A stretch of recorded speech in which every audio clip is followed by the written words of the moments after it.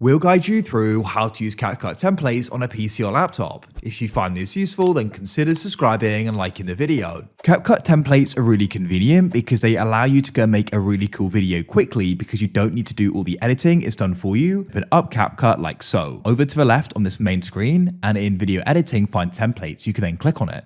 If you find it's not showing here or you can't use it, we've got an alternative at the end of the video. Now here you can go through the different templates. You can look at the different options at the top and go and search for one as well.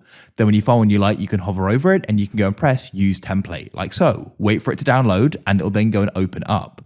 Now we need to go and add in our media. So what you want to do is press import in the top left and you can then go and find it. I've imported what I want to use. What we then need to do is go and drag in the media onto that replace icon like so and wait. And now when you go and play it back, you'll go and see it's now used and you could export it. Alternatively, come to CapCut in your browser and you can come to the left and press templates here. And you can do the same thing. Find one you want to use and add in your media.